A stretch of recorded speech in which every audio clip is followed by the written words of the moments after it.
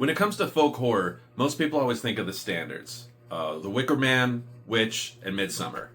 Stories about small towns, rituals, and old gods hiding in the dark.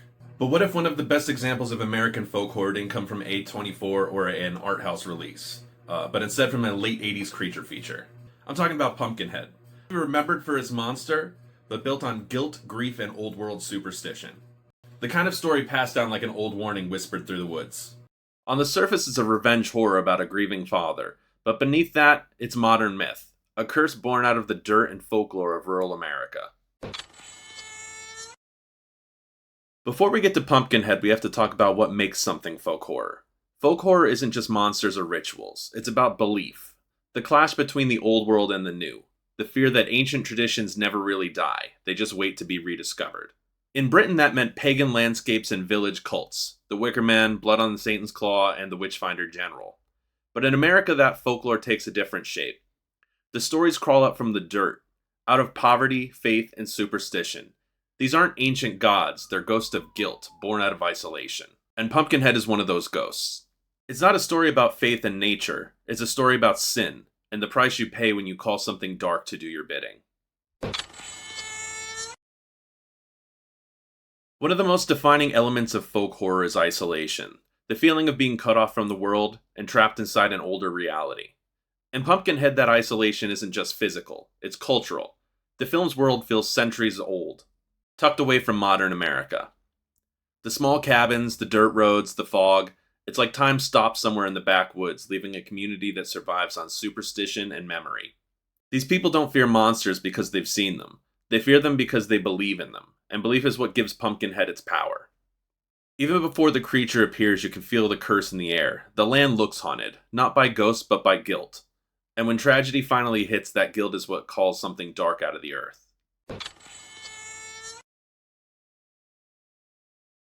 Every culture has stories meant to keep people in line. In the rural South, those stories come wrapped in scripture and superstition, warnings about sin, punishment, and things best left alone.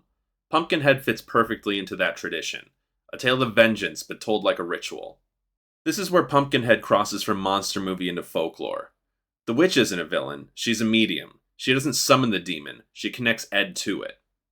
The film never explains what Pumpkinhead truly is, and it doesn't need to. Like all good myths, the ambiguity is what gives it life. The creature is born from a grave that's already waiting for him, a twisted rebirth that feels more like a dark baptism than an act of revenge. Pumpkinhead isn't conjured, he's inherited, passed down like a curse or a story that never stops being told. At its core, Pumpkinhead isn't about the monster, it's about the man trying to rewrite grief. Ed Harley's revenge doesn't come from hatred, it comes from heartbreak. His son's death leaves a wound so deep that reason no longer matters. And that's where the folk horror element takes hold. The moment emotion and myth become one. In these stories, vengeance is never clean. The act of summoning a curse means inviting it into yourself. Ed doesn't just unleash Pumpkinhead, he becomes him. Their bond isn't symbolic, it's spiritual.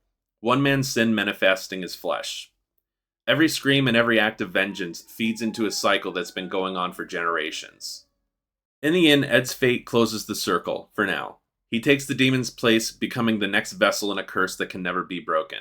It's punishment and inheritance, the perfect symmetry for a moral tale. Pumpkinhead isn't just a monster, he's a physical manifestation of guilt, grief, and vengeance. Every horn, claw, and bump on his twisted body feels like it was carved from the forest itself. Dark, tangled, and patient. Stan Winston didn't just design a creature, he gave birth to an idea, that sin and sorrow can take shape if you call them hard enough. Unlike a typical slasher, Pumpkinhead isn't fast or flashy, it's deliberate. Every movement and every kill is a judgment, precise, inevitable, like the hand of folklore itself. He doesn't need to speak, his presence tells the story. Wrongs cannot go unpunished, and in this story the punishment is personal, intimate, and horrifying. When Pumpkinhead first arrived in theaters, it was marketed as another late 80s creature feature, the monster, the gore, and the revenge. But beneath that it carried something rarer, a story steeped in mythology of the American South. Over time, it was overshadowed by slashers, sequels, and the horror boom of the 80s. Forgotten by many and dismissed by most. But for those who return, it's like discovering a folktale you almost didn't believe in. Today, Pumpkinhead lives in the margins, a cult classic appreciated not just for its monster, but for its story. A story about grief, consequence, and the price we pay when we summon forces beyond our understanding. So the next time you watch Pumpkinhead, don't look for the monster. Watch the woods, watch the grief, and let the curse unfold. Because that's what folk horror is really about. Stories that linger long after the credits roll. Thanks for watching Cruel Tapes today. If you like what you saw, subscribe, drop me a comment for the next thing you want to see. Have a great day, guys. Stay cruel.